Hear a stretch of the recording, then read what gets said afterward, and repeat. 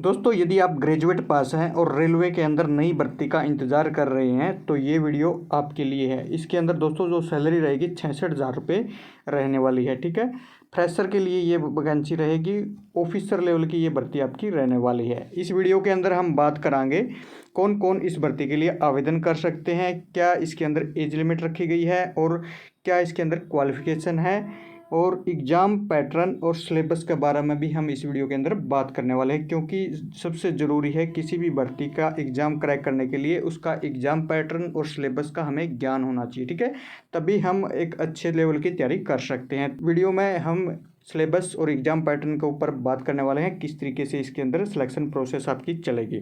तो चलिए दोस्तों हम वीडियो को स्टार्ट करते हैं। रेलवे भर्ती 2026, सैलरी 66,000 और ग्रेजुएट पास कैंडिडेट के लिए खास मौका है।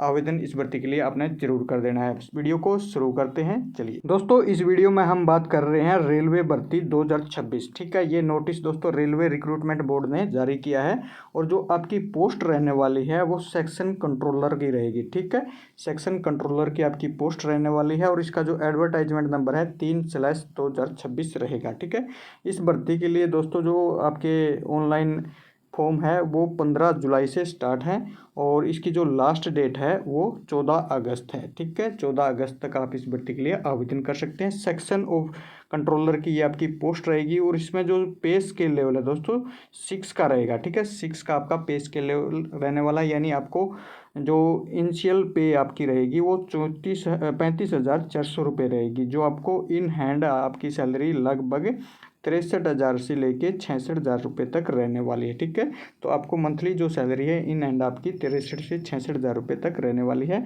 दोस्तों ये जो भर्ती है आपकी मेडिकल स्टैंडर्ड इसके अंदर A2 का है। ठीक है, A2 का मतलब यहाँ पे है कि आपकी जो फिजिकल फिटनेस है वो बिल्कुल ओके होनी चाहिए। आपके मतलब आइज पे किसी तरीके का ऑपरेशन नहीं हो या फिर आपने कोई लेसिक लेजर आँखों में नहीं डलवाया हो। आपकी जो आँखें हैं 6/9 और जो ये दूर दूर की आँखें हैं और नज़दीक की आपकी 6.0 कुछ होती है वो आपकी कंप्लीट होनी चाहिए, यानी आपने किसी भी तरीके की आंखों के अंदर कोई भी प्रॉब्लम नहीं होनी चाहिए, आप फिजिकली फिट होनी चाहिए। ठीक है, वही कैंडिडेट इस भर्ती के लिए आवेदन कर सकते हैं। ग्रेजुएट पास कैंडिडेट के लिए ये भर्ती रहने वाली है, यानी शानदार मौका है ग्रेजुएट पास के लिए। ठीक है, अब हम बात कर लेते हैं दोस्तों इसके अंदर टोटल वैकेंसीज की। तो टोटल वैकेंसीज इसके अंदर 119 रहेगी इस बार। ठीक है, पिछली बार अच्छी खासी वैकेंसी थी लेकिन इस सेशन के अंदर आपकी 119 वैकेंसी रहने वाली है। एज लिमिट की हम बात करें तो इसके अंदर 20 से 33 वर्ष के कैंडिडेट आवेदन कर सकते हैं। एज लिमिट आपकी 20 से 33 वर्ष रहेगी। इसमें जो एज रिलैक्सन यानी एज में आपकी जो छूट है वो आपको मिलेगी। ओबीसी कैंडिडेट यदि आप हैं, ओबीसी कैंडिडेट को 3 साल की और एससी कैंडिडेट को, एससी या फिर एसटी कैंडिडेट है उसको 5 साल की यहाँ पे छूट मिलती है। ठीक है, तो यहाँ पे जो एज लिमिट आपकी 20 से 33 वर्ष रहेगी, यानी 20 से 33 वर्ष तक के कैंडिडेट इस भर्ती के लिए आवेदन कर सकते हैं। अब हम बात कर लेते हैं दोस्तों इसका सिलेक्शन प्रोसेस क्या रहेगी, क्योंकि बिना सिलेक्शन प्रोसेस जाने हम किसी भर्ती की तैयारी नहीं कर पाएंगे अच्छे से। यदि हमें उसका प्रॉपर पता हो कि भाई पहले क्या होगा उसके बाद में फिर क्या हुआ, जैसे पहले प्री एग्ज़ाम होगा या फिर मेन वो रिटन एग्ज़ाम होगा, उसके बाद में फिजिकल होगा या फिर आपका कंप्यूटर बेस्ड टेस्ट होगा, तो सभी चीज़ें यदि हमें प्रॉपर मालूम नहीं है तो हम उस भर्ती की अच्छे से तैयारी नहीं कर सकते। ठीक है, यहाँ पे एक आपके लिए अच्छा करियर ऑप्शन हो सकता है रेलवे के अंदर। ठीक है, अब हम बात कर लेते हैं इसकी जो रिक्रूटमेंट प्रोसेस कैसे रहेगी। ठीक है, तो दोस्तों इसकी जो रिक्रूटमेंट प्रोसेस है आपकी, ठीक है, ऑनलाइन आपका एप्लीकेशन सबमिट होंगे थ्रू जो ऑफिशियल आरआरबी की वेबसाइट है उसके थ्रू। ठीक है, और इसका जो एग्ज़ाम का यानी जो रिक्रूटमेंट प्रोसेस है जिसको हम सिलेक्शन प्रोसेस बोलते हैं, तो सबसे पहले आपका single stage computer based test होगा, यानी सीबीटी टेस्ट आपका यहाँ पे होगा। ठीक है, इसमें हम बात करेंगे कि सीबीटी टेस्ट में कौन कौन से टॉपिक आपके आने वाले हैं, कितने नंबर का, कितने टाइमिंग का सीबीटी एग्ज़ाम ये रहेगा, तो वो आगे वीडियो में बात करेंगे। ठीक है, उसके बाद में फिर आपका एक होगा सीबैट टेस्ट। ठीक है, और फिर डॉक्यूमेंट वेरिफिकेशन और मेडिकल एग्ज़ाम होगा। ठीक है, सीबैट यदि आपका क्लियर हो जाता है तो यहाँ पे आपको सेक्शन जो कंट्रोलर सेक्शन की पोस्ट है वो आपको मिल जाएगी। ठीक है, यानी ये नौकरी आपको मिल जाएगी। अब हम बात कर लेते हैं इसकी जो दोस्तों भर्ती की जो कंप्लीट डिटेल का लिंक मैंने वीडियो के डिस्क्रिप्शन में दे दिया है, वहाँ से भी आप चेक कर सकते हैं।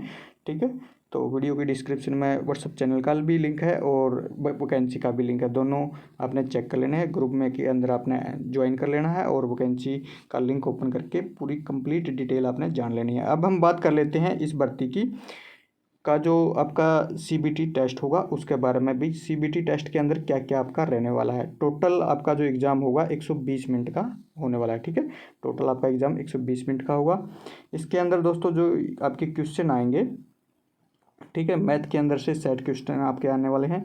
लॉजिकल कैपेबिलिटी के अंदर 20 क्वेश्चन आएंगे। मेंटल जो रीजनिंग है आपके 20 क्वेश्चन यहाँ से आएंगे, ठीक है। और टोटल आपके 100 क्वेश्चन का ये एग्ज़ाम रहने वाला है। सीबीटी एग्ज़ाम होगा जो 100 नंबर का आपका रहेगा और इसमें जो टोटल मिनट है आपकी 120 मिनट का ये एग्ज़ाम रहने वाला है, ठीक है।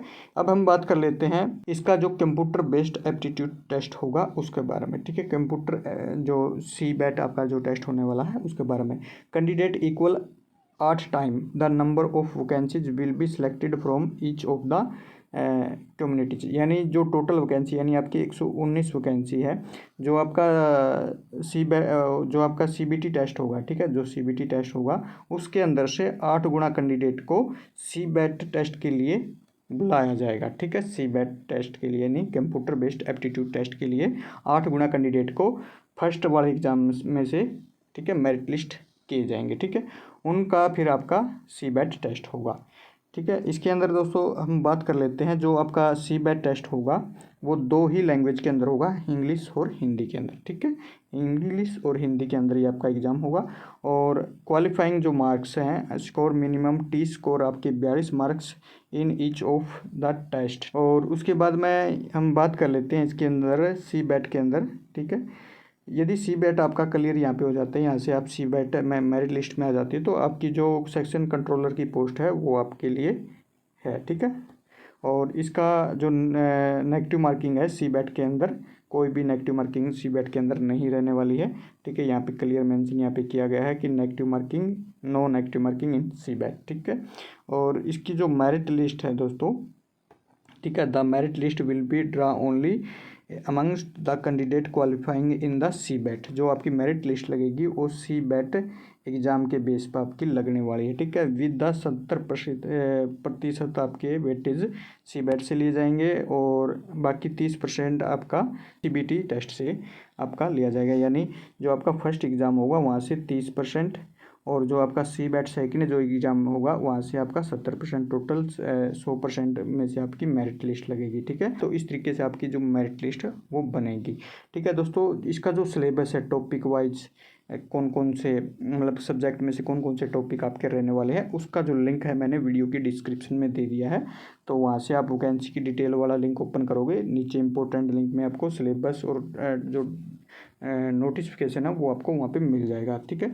तो इस भर्ती की जानकारी आपको और इस भर्ती के लिए यदि अपना आवेदन करना है तो वहाँ पे लिंक मैंने दे दिया है, तो वहाँ से आप कर सकते हैं, ठीक है।